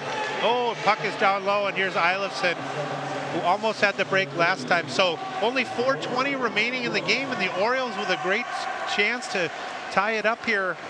1:44 remaining. And Greenbush, nice job just getting a piece of that. And Fredberg and Greenbush will battle on that wall. And Nick Hames along with Greenbush out there. And at the point, you've got Luka Savage. Nicky Hames back to the point, and you've got Stanley on the... a nice one-time shot, nice and low by Casey Plender. Nice hold by Casey, and that puck is going to go high off the curtain there. So Casey able to get that one on net, and that's nice. Yeah, and I think it looks like a change of what the Orioles are doing there. They're bringing it high on the power play, and they're having them shoot right away. Yeah. Which is very smart because the Irondale's playing a very aggressive box. We're having trouble moving it around. Good insight. Good insight, yeah. So I think when we bring it high, we get those shots, and guys are converging on the net. That's the old pro formation power play, and keep it simple. And, great insight, because instead of worrying about so many tic-tac-toe passes and making the perfect play, let's just kind of go to old-time hockey, put it on the net, keep it low, look for a quick rebound to get some bodies in front. Here's a one-timer by Luka Savage, and unfortunately too high there. Yep. He brings that down a little bit. Yep. We have a great scoring opportunity. There's a shot by Nicky Hames. Boy, Nick really with a follow-through back to the point, and the king of the snapshots holds it in there, Fortmeyer. Back over to Hames and Greenbush. Greenbush and Hames playing catch on the near wall. Kurt, with a wrister that misses. Nice hold that time by TJ Remper, though. He's gotten some good ice time tonight. So only 35 seconds remaining in the power play. 3 minutes in the game, and we'll take a look at the Oriole bench here.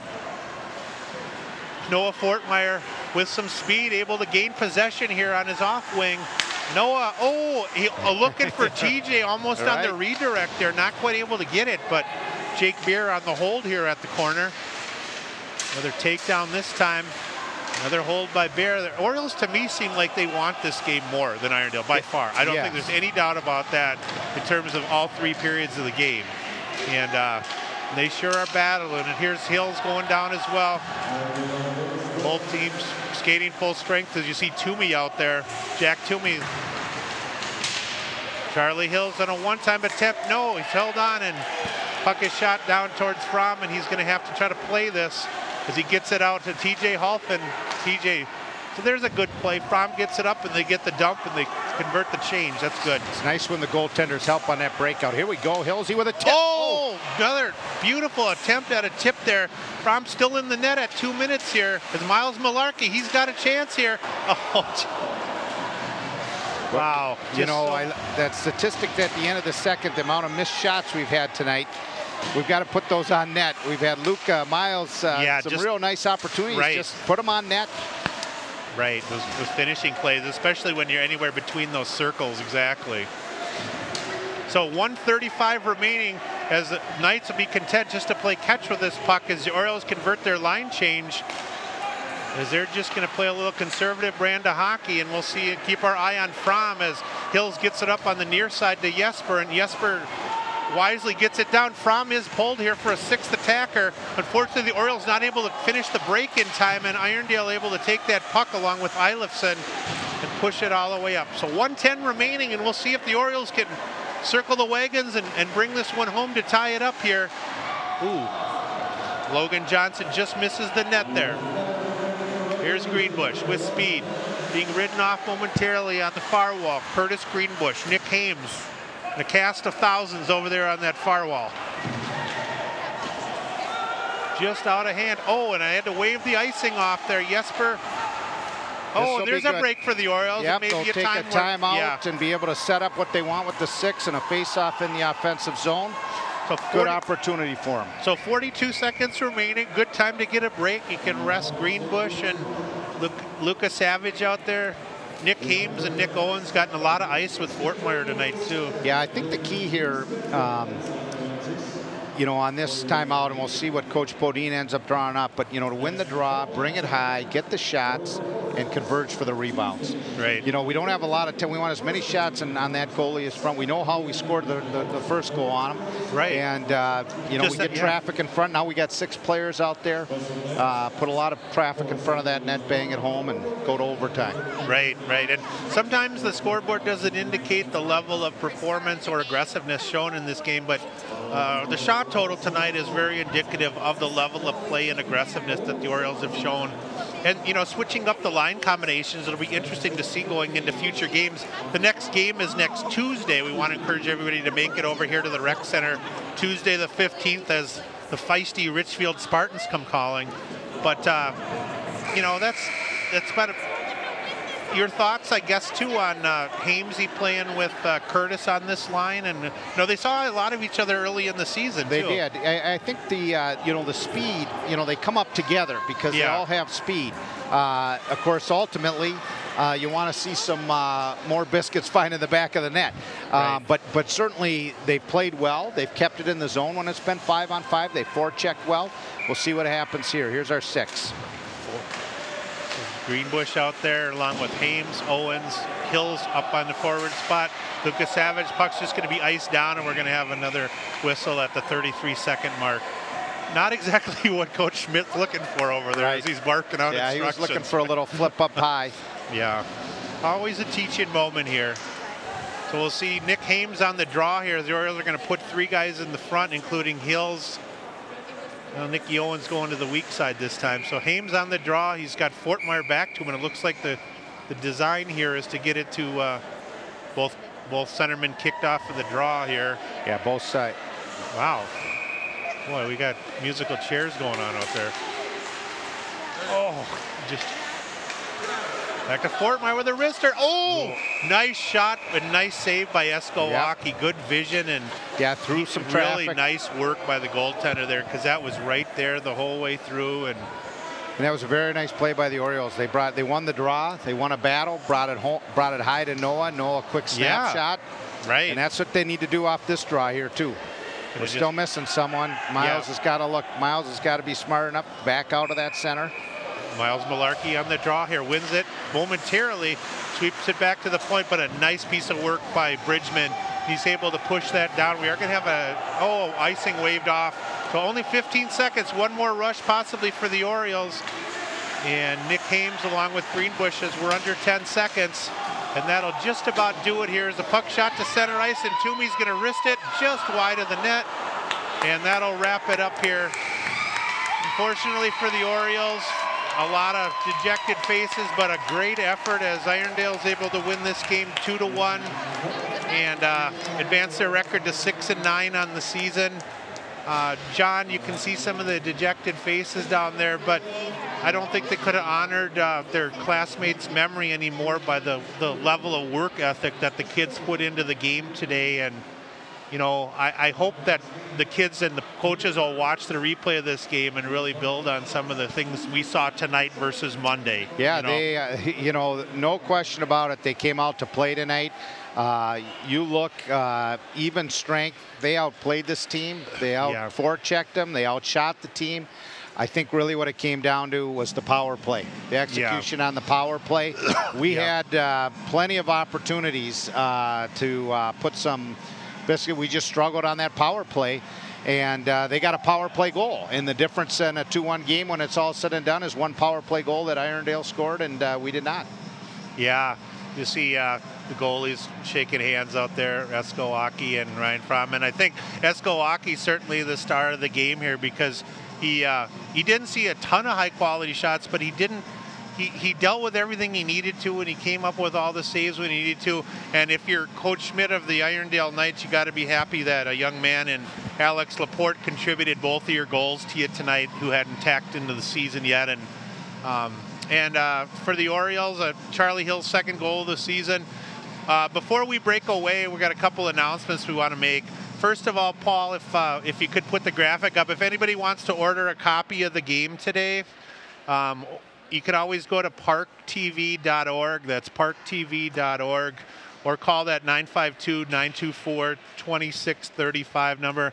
It's $15 to get a DVD, or if you get 3 or more, it's just $10. It's a heck of a deal. So that's a good, for all the players and Irondale fans as well. We could certainly use your money in St. Louis Park. Absolutely. And Frommer, I got to reach out and say hello to Jesper's father, who's watching live all the way in Finland. What time we got over there in Finland? It's about 4 a.m. He sent me an email earlier in the day. Saying, how great. That is great. Saying that he was going to set his alarm and get up and watch the game. So just reaching out and saying hello to Jesper's father and any of his family members who got up as well this early to watch this game. And he's just been a wonderful, and we should mention John is the host of Jesper. So any bits of news you want to share with Jesper's father? Well, I tell you, he's a great young man. He's fun to have around the house. He's couldn't be a more delightful exchange student to be part of our community for the year. He's got a great sense of humor. We've had a lot of things happen throughout the year, and Jesper always can keep a smile on his face. And he said, and as probably his father knows, he's great at magic tricks, and he can break the whole family up with his card tricks and magic really tricks. Good. I got to send my younger boy Kyle over there. He's really into learning that. Yes. So I actually have to hook him up with former council member Finkelstein, who was big into the magic tricks as well. And okay. Jesper hooked up with him, and they can trade their secrets. That's a really great hobby to have. It. Well, 2 last things we wanted to announce before we talk about Carly and what's going on tomorrow and Saturday. Paul, if you wouldn't mind putting the image of the Derek Keller image up there, or the picture of the Derek Keller Field, if you still have that. Just a reminder that Dakota Park was renamed Derek Keller Field on Monday. There will be a new scoreboard installed, and we're in the process of trying to find some donations to make that happen. You can send any checks for any amount to the SLP Dugout Club at that 5115 Excelsior address. And like I said, really appreciate it, and we're hoping to fund some scholarships. And the last thing I wanted to end with was just if we could show that image again of Carly and let everybody know that Carly's funeral is going to be Saturday at 3 o'clock at Westwood Lutheran Church. Also at 2 o'clock will be the wake on Saturday. And for those of you who can't make it on Saturday, or you want to recognize her or her family in another way, tomorrow night there is a girls' home basketball game against Chisago Lakes at the high school. I believe they're going to have the youth team out. So make your way on up to the high school tomorrow night if you can, or if not tomorrow, make your way over as well on Saturday. John, it's been a pleasure. We'll be with you again, I believe, 3 more times, including on the 24th.